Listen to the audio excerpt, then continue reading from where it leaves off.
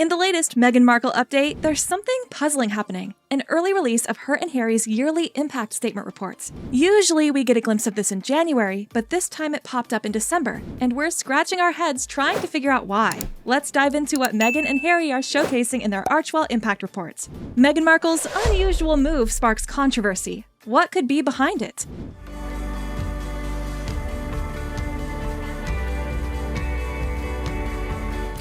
Every year, they unveil their impact statement reports, along with a video flaunting their charitable deeds from the past year.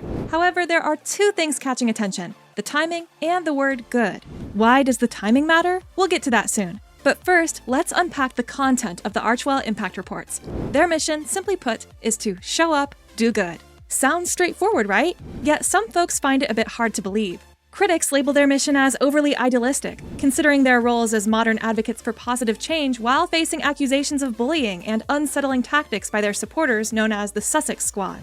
Amid their talk about creating a better world, Prince Harry publicly acknowledged the Sussex Squad in a recent report. This raises eyebrows about their awareness of actions by their supporters. Meghan's choices seem driven by a desire for positive public perception, raising more questions than answers. There's something fishy about Archewell's integrity. Let's take an in-depth look at Meghan and Harry's impact reports. Circling back to the impact report, Meghan and Harry emphasize instilling trust in information by championing information integrity and ethical journalism as a fundamental right. But the optics here are daring, considering their history of untruthfulness, from trivial matters to potentially misleading a court about their wedding day. The irony thickens when they talk about restoring information integrity while attempting to silence an entire school to avoid negativity, potentially for a lifetime. It doesn't seem like information integrity, it leans towards tyranny. Despite Meghan and Harry's seeming obliviousness to their own hypocrisy, the public is catching on. Archewell's donations have plunged from $13 million to $2 million in just 1 year, sourced from only 2 donors.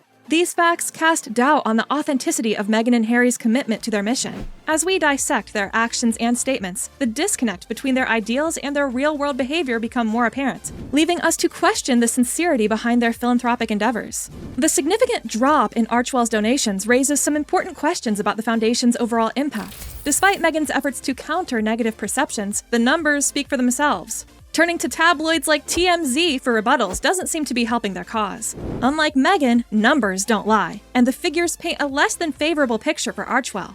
Taking a closer look, the charity arm of the foundation reported around $600,000 in expenses, and that's quite a substantial amount. It makes you wonder if some of these funds find their way into Meghan's wardrobe expenses, highlighting a potential disparity between their actions and their stated mission.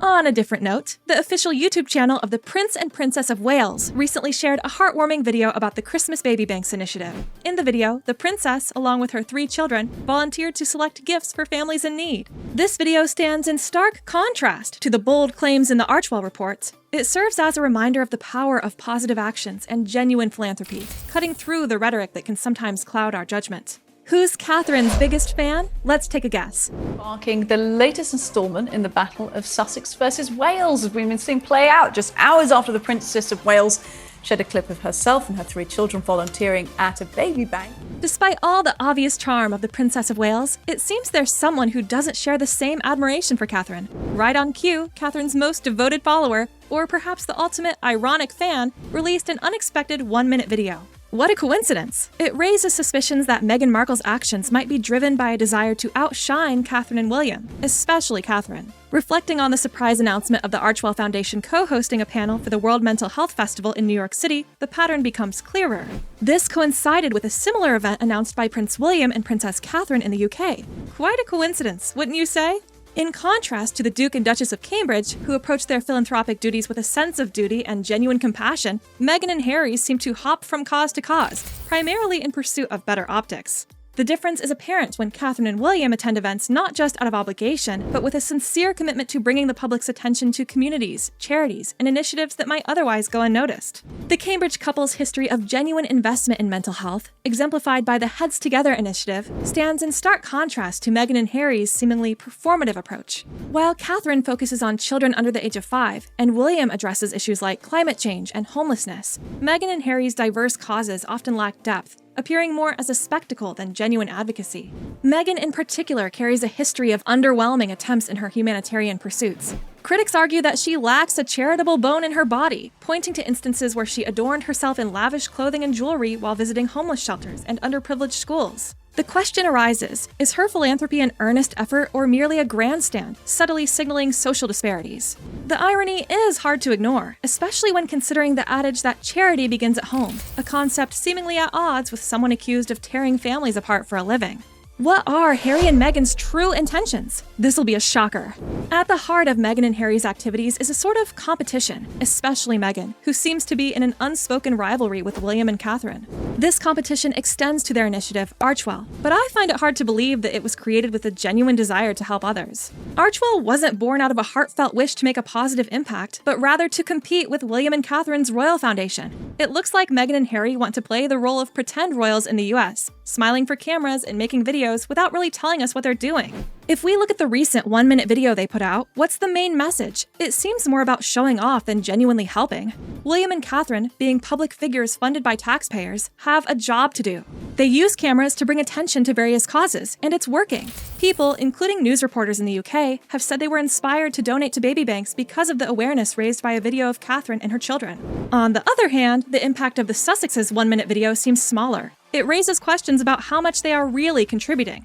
The situation is a bit like their Christmas cards. They are private citizens, so why do we need to see their holiday greetings? It's part of Meghan's obsession with competing and one-upping William and Kate. The struggle of Archewell might come from this lack of authenticity. It doesn't seem like a genuine effort to give back, but more like a response to jealousy, anger, and a desire to get back at someone. Years of watching Meghan make me confident in saying she has a bit of an obsession problem. This is clear not just in her charity work, but also in her long-lasting fascination with Princess Diana. She has been dressing up and acting like Diana even after leaving the royal family. This obsession makes us question how real Meghan and Harry's charity work is and what's driving them.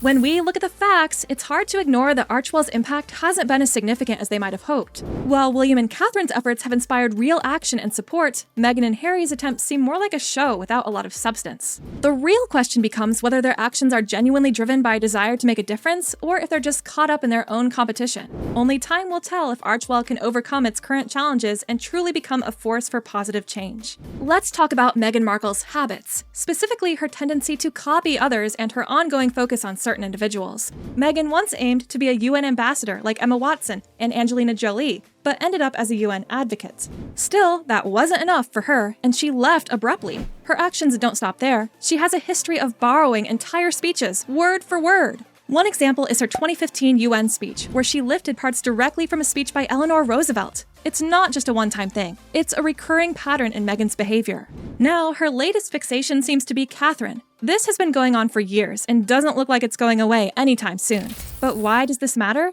Well, it goes beyond the usual who copied who discussion. Meghan's actions create an uncomfortable and even scary atmosphere. It's like being under a microscope, exposed and analyzed by someone with not so friendly intentions. And when you realize there's no safe place to hide, the discomfort grows. Consider the burden on the person being targeted. Meghan's fixation means living under constant surveillance, always on edge, waiting for the next unwelcome surprise. It's not an easy situation, and the discomfort inflicted doesn't seem to bother Meghan. In fact, she might even enjoy causing discomfort to others. Now, was it just a coincidence that Archewell's video was released shortly after Catherine's? This makes us wonder if there's more to Meghan's actions than meets the eye.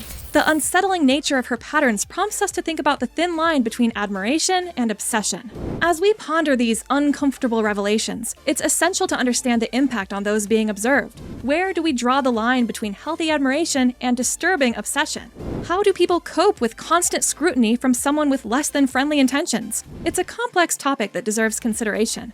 These facts about Meghan's behaviors raise concerns about the motivations behind her actions. Is it just harmless admiration, or does it suggest something more troubling? Let us know what you think in the comments, and stay tuned for more celebrity news. Goodbye!